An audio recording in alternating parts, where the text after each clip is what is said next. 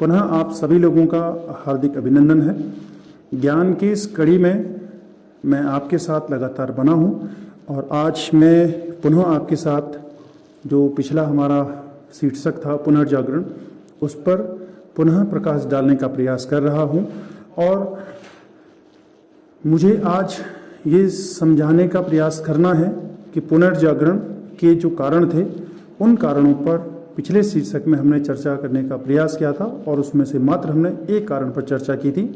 आज जो छूटे हुए जो अन्य कारण हैं उसे भी हमें समझने का प्रयास करना है, क्योंकि जब हम इन सभी कारणों को समझने का प्रयास करेंगे तो वास्तव में हम पुनर्जागरण के सही तरीके से कारणों को समझ पाएंगे। तो चले अब समझने का प्रयास करते हैं। पीछे जो मेरे ये पूरा मानचित्र है, ये विश्व का मानचित्र है और विश्व के इस मानचित्र पर जो कहानी हमारी चल रही है वो यूरोप महाद्वीप की कहानी चल रही है। यूरोप महाद्वीप, दुनिया के अगर हम महाद्वीपों की बात करेंगे, दुनिया में इस समय कुल मिलाकर महाद्वीपों की जो संख्या है वो 8 बताई जा रही है, जिसमें एशिया सबसे बड़ा महाद्वीप है, अफ्रीका महाद्वीप, इसके साथ नॉर्थ अमेरिका महाद्वीप, साउथ अमेरिका महाद्वीप, यूरोप है, अंटार्कटिका, हालांकि अंटार्कटिका यूरोप से बड़ा है, ऑस्ट्रेलिया, इसके साथ साथ जो महाद्वीप हाल ही के वर्षों में चर्चा में रहा है वो है जीलैंडिया। और जो जीलैंडिया जो महाद्वीप है वो न्यूजीलैंड से मिलकर, जिसके बारे में हम कहते हैं कि न्यूजीलैंड का कुछ हिस्सा जो है वो इसमें शामिल है, यानी न्यूजीलैंड के ऊपर वाला जो भाग है और ये भाग इसमें शामिल है। हालांकि इस महाद्वीप के बारे में कह रहे हैं, जो जीलैंडिया जिस महाद्वीप को कह रहे हैं कि ये महाद्वीप वर्तमान में डूब चुका है और जो महाद्वीप इस समय वर्तमान में अस्तित्व में है उनकी संख्या 7 है, लेकिन 8वें के बारे में भी चर्चा चली है। फिलहाल जो कहानी हमारी चल रही है वो यूरोप के पुनर्जागरण की हमारी कहानी है। तो यूरोप के जो ये पुनर्जागरण की जो कहानी है, इस कहानी में पुनर्जागरण के कौन कौन से कारण थे? पुनर्जागरण के जो कारण हैं, इन कारणों में अगर हम बात करें तो पहला कारण हम क्रूसेड्स को देख लेते हैं।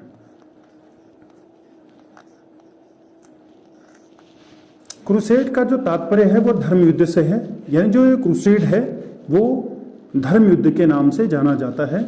और जो ये धर्म युद्ध हुआ है क्रूसेड, ये 1095 से 1249 के बीच क्रूसेड हुआ है, यानी धर्म युद्ध हुआ है।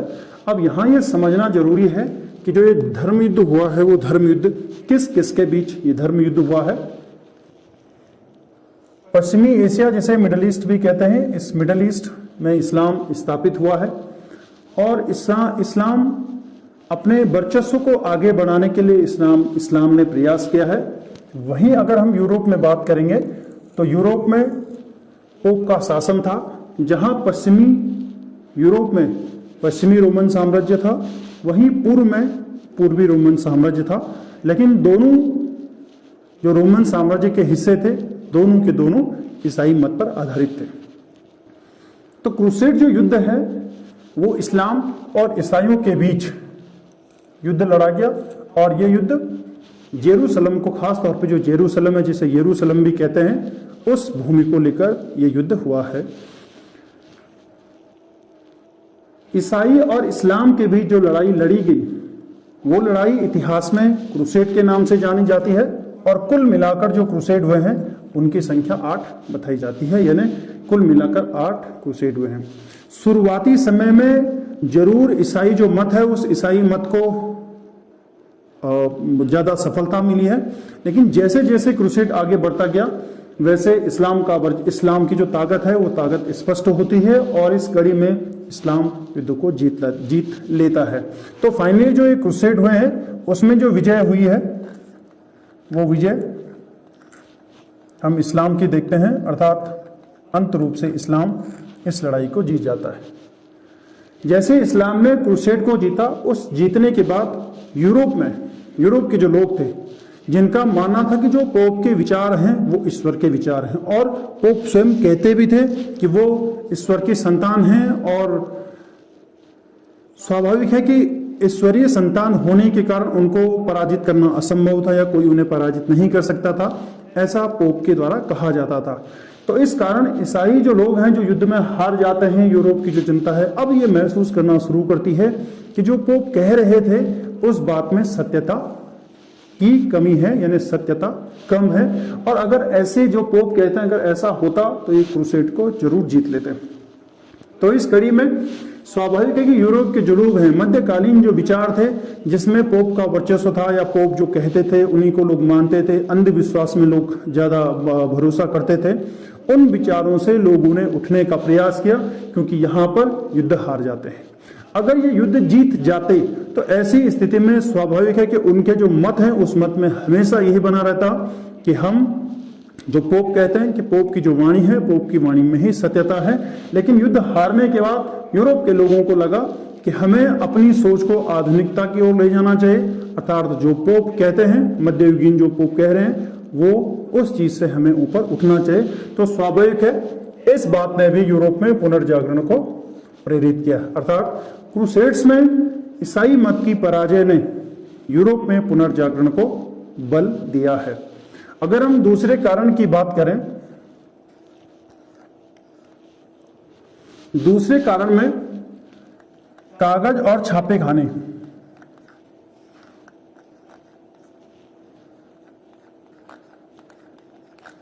कागज और छापे खाने का आविष्कार हो गया। कागज के जब हम आविष्कार की बात करते हैं, कागज का जो आविष्कार हुआ था वो चीन में हुआ था और लगभग कहते हैं कि पहली जो सदी है, पहली सदी में कागज का आविष्कार हुआ और धीरे धीरे चीन से जो आविष्कार था ये आविष्कार मध्य एशिया से अरब और अरब से होके ये यूरोप पहुंचा है। छापे खाने जिसे आज हम ऐसी मशीन कहते हैं जिसमें हम छपाई करते हैं, छपाई करने वाली जो मशीन है उसका जब यूरोप में आविष्कार हुआ 1460 में गुटेनबर्ग, जिनका संबंध जर्मनी से था, उनके द्वारा जब छापे खाने का आविष्कार किया गया तो इस आविष्कार के बाद जो पुस्तकें थी उन पुस्तकों की छपाई शुरू होगी और इस तरीके से यूरोप में जो साहित्य है वो लिखना स्टार्ट हुआ और इन साहित्यों के माध्यम से जो कुरीतियां थी, जो अंधविश्वास था उसे उजागर किया गया। ज्यादा से ज्यादा लोगों ने जो पुस्तकें हैं उनको पढ़ना शुरू किया और ऐसे में कहीं ना कहीं लोगों के जो विचार थे उन विचारों में तब्दीली आती है, परिवर्तन देखने को मिला है और इस परिवर्तन ने यूरोप के जो मध्यकालीन जो विचार थे उन विचारों को बदलकर आधुनिकता की ओर यूरोप को ले जाने का इन्होंने प्रयास किया है। तो इस तरीके से कागज और छापे खाने ने यूरोप में पुनर्जागरण को बल दिया है। आगे अगर हम अगले कारण की बात करें, हाँ इसमें एक चीज जरूर बतानी है क्योंकि जनरल नॉलेज में एक चीज पूछी जाती है। ये जो गुटेनबर्ग है इनका संबंध जर्मनी से था और एक चीज हमें ध्यान रखनी, जर्मनी में जो बॉर्डर लाइन है वो बॉर्डर लाइन गुटेनबर्ग की बॉर्डर लाइन भी है। तो कभी आपसे अगर सवाल पूछा जाए कि जो गुटेनबर्ग बॉर्डर लाइन है वो किस देश में, क्योंकि गुटेनबर्ग एक वैज्ञानिक का नाम भी है जिन्होंने छापे खाने का आविष्कार किया, तो ये बॉर्डर लाइन हमें जर्मनी में देखने को मिलती है। अगर हम अगले कारण की बात करें, अगला कारण क्या हो सकता है कि जिसने यूरोप में पुनर्जागरण को बल दिया, तो उसमें हम देखते हैं व्यापारिक समृद्धि के बारे में।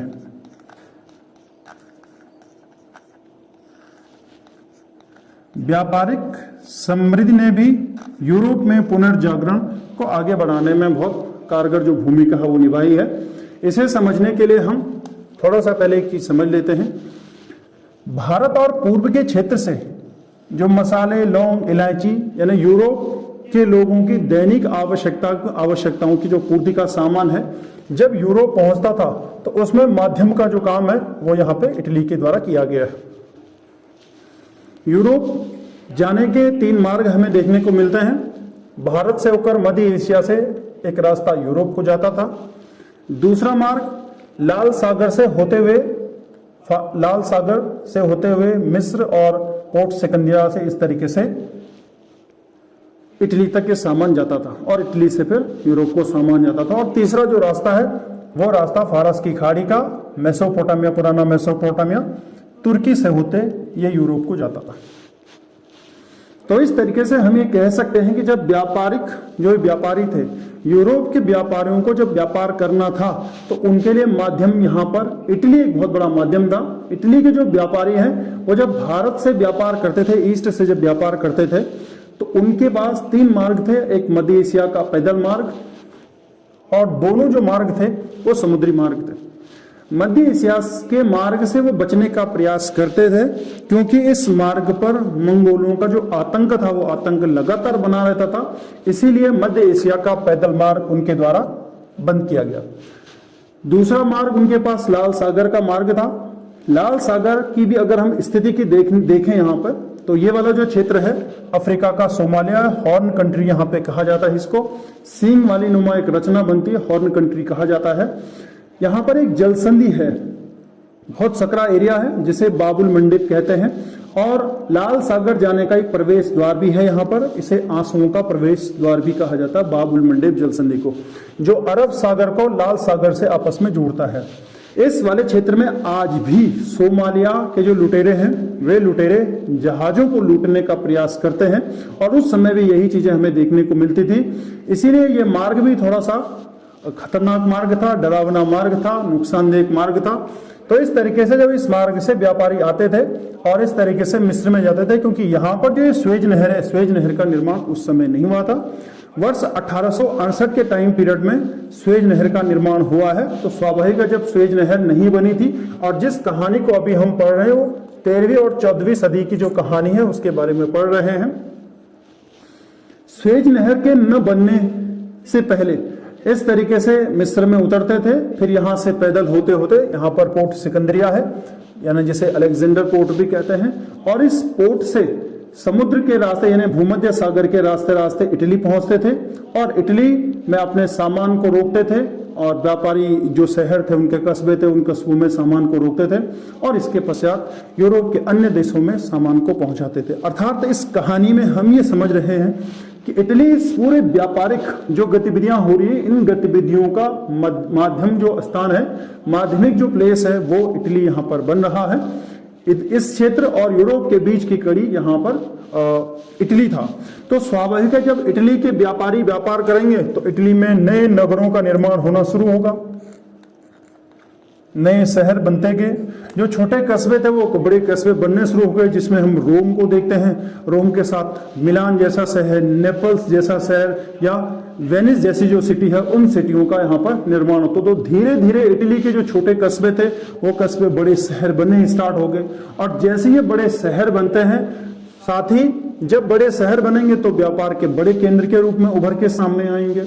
और ऐसी स्थिति में इटली के जो व्यापारी हैं, जब पूर्व के व्यापार करते थे तो पूर्वी जो संस्कृति और जो सभ्यता है उससे भी काफी हद तक जो ज्ञान है वो अर्जित करते थे। पूर्व में चलने वाली जो गतिविधियां, उन गतिविधियों से जागरूक होकर अपने यहाँ परिवर्तन करने का प्रयास करते थे। साथ ही साथ पूर्व का जो ज्ञान है उस ज्ञान को वो लेके आए, और अपने साथ जो ज्ञानी हैं यूरोप के, उनको भी अपने साथ लेके इन पूर्वी क्षेत्रों में गए। तो स्वाभाविक है पूर्वी क्षेत्रों का जो ज्ञान है वो हमें यूरोप में देखने को मिलता है, और इस तरीके से यूरोप के जो लोग थे, खासतौर पर इटली के जो लोग थे, उन्होंने पूर्वी क्षेत्रों के ज्ञान को प्राप्त करके अपने यहाँ आधुनिकीकरण को आगे बढ़ाने में भूमिका निभाई है। तो इस तरीके से हमने ये देखने का प्रयास किया कि कैसे जो व्यापारिक जो समृद्धि यूरोप में आई थी, ये खासतौर पे इटली में जो व्यापारिक समृद्धि आई थी, उसने कैसे ज्ञान को आगे बढ़ाने में भूमिका निभाई है, कैसे आधुनिकीकरण को बढ़ाने में भूमिका निभाई है। और अगले हम अगर कारण की बात करें, अगला कारण कुस्तुनतुनिया पर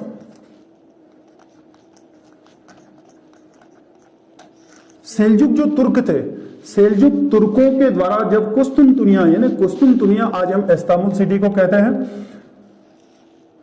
मिडल ईस्ट जहां पे आपका सऊदी अरब वाला क्षेत्र है, इस क्षेत्र के रहने वाले जो सेल्जुक तुर्क थे उनके द्वारा जब तुर्की, यानी जिसे हम कुस्तुनतुनिया कह रहे हैं, कुस्तुनतुनिया यानी इस्तांबुल कह रहे हैं, जब वर्ष 1453 में जब कुस्तुनतुनिया पर अरबों का अधिकार हो जाता है, तुर्कों का अधिकार हो जाता है, तो ऐसी स्थिति में जो ये व्यापारिक मार्ग था, फारस की खाड़ी का जो व्यापारिक मार्ग था, जो सबसे ज्यादा प्रचलन में था, इस वाले मार्ग का इस्तेमाल भी कम होता था, मध्य एशिया के मार्ग का इस्तेमाल कम होता था। जो सबसे ज्यादा चर्चित जो मार्ग था व्यापारिक मार्ग, वो फारस की खाड़ी का व्यापारिक मार्ग था और आज के इराक यानी पुराना जो मेसोपोटामिया है उस मेसोपोटामिया होते हुए रास्ता पश्चिमी रोमन साम्राज्य से होता हुआ पूर्वी रोमन साम्राज्य तक सारा सामान जाता था। 1453 में जब तुर्कों के द्वारा पूर्वी रोमन साम्राज्य को तहस नहस किया गया अर्थात बर्बाद किया गया, कुस्तुनतुनिया पर उनका अधिकार हो जाता है, तो ये जो व्यापारिक मार्ग था ये व्यापारिक मार्ग बंद हो जाता है। अब पहले से ही दो जो व्यापारिक मार्ग हैं वो प्रॉब्लम में थे। मध्य एशिया का पैदल मार्ग मंगोलों के कारण परेशानी में था। इधर वाला जो व्यापारिक मार्ग है लाल सागर का वो इजिप्ट पे बंद हो जाता है क्योंकि यहाँ पर भी इस्लाम का अधिकार हो जाता है। तो इस तरीके से यूरोप और भारत के बीच होने वाला जो व्यापार है, पूर्व की ओर होने वाला जो व्यापार है, उसके सारे दरवाजे बंद हो चुके हैं। और अब जाके यूरोप के लोगों को लगता है कि अगर हमें व्यापार करना है, पूर्व की ओर व्यापार करना है, तो हमें नए रास्तों की तलाश करनी पड़ेगी और नए रास्तों की तलाश के लिए नए उपकरणों की आवश्यकता पड़ेगी। जैसे कंपास यानी कुतुबनुमा की हम बात करते हैं, उनका आविष्कार होना शुरू हो गया, नए नए जहाज बनने शुरू हो गए और ताकि वो भारत की ओर आ सके। इस कड़ी में 1492 में हम ये देखते हैं कि कोलंबस नामक जो नाविक है उसके द्वारा प्रयास किया गया भारत आने को, लेकिन वो असफल रहा क्योंकि वो भारत नहीं आके बल्कि वो पश्चिम की ओर चले जाता है और इस वाले क्षेत्र में कोलंबस पहुंच जाता है जिसे वो वेस्ट इंडिया नाम देता है और आगे ये क्षेत्र वेस्ट इंडीज के नाम से जाना जाता है। सच्चाई यह है कि वेस्ट इंडीज कोई देश नहीं है बल्कि वेस्ट इंडीज द्वीपों का एक समूह है।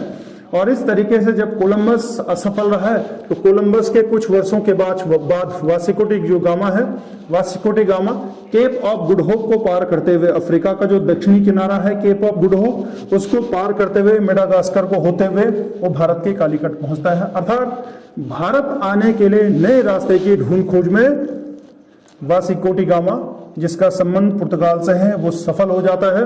और इस तरीके से यूरोप के लोगों ने अगर ये रास्ता यहाँ ब्लॉक नहीं होता तो स्वाभाविक है नए रास्ते की ढूंढ खोज नहीं होती, दुनिया के नए जो क्षेत्र हैं उनकी ढूंढ खोज नहीं होती, अमेरिका की ढूंढ खोज नहीं होती, इस तरीके से नए रास्ते की ढूंढ खोज नहीं होती। तो स्वाभाविक है कि इस कुस्तुनतुनिया पर अधिकार करने के बाद यूरोप के लोगों को ये सोचने के मजबूर हो गए कि अब हमें आधुनिकता की ओर आगे बढ़ना चाहिए, नए नए हमें आविष्कार करने चाहिए। तो इस तरीके से कुस्तुनतुनिया पर अधिकार होने के बाद भी यूरोप में पुनर्जागरण को बल मिला है। आगे अगर हम बात करेंगे मंगोल जो साम्राज्य है, मंगोल साम्राज्य का जो प्रभाव है वो प्रभाव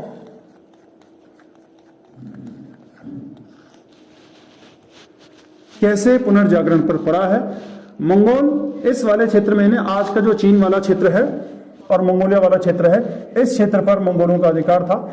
एक समय ऐसा था जब मंगोलों के सबसे बड़े नेता चंगेज खान के पास दुनिया का सबसे बड़ा साम्राज्य माना जाता था। उसमें रूस से लेकर जो पुराना यूएसएसआर था उसके सारे हिस्से, आज का चाइना हिस्सा, मंगोलिया, कोरिया, ये तमाम प्रकार के जो हिस्से थे वो उनके साम्राज्य का अभिन्न अंग थे। जब चीन के जो शासक थे जिनका नाम कुबलई खान है, कुबलई खान ने अपने दरबार में ज्योतिषी हैं या फिर विज्ञान से संबंधित जो वैज्ञानिक हैं, धर्म से संबंधित जो ज्ञानी थे, उन सभी व्यक्तियों को अपने दरबार में शरण दे रखी थी ताकि वो जो ज्ञान है उस ज्ञान का वो ज्ञान को समेट सके और ज्ञान का विस्तार कर सके। तो इस तरीके से चीन के राजा कुबलई खान ने आगे ज्ञान को प्रमोट करने की कोशिश की। तो स्वाभाविक है इस समय उनके समय में अनुसंधान में हमें काफी देखने को मिले हैं। कुबलई खान के दरबार में जाने वाला यूरोपीय जो व्यक्ति है उसका नाम मार्को पोलो था।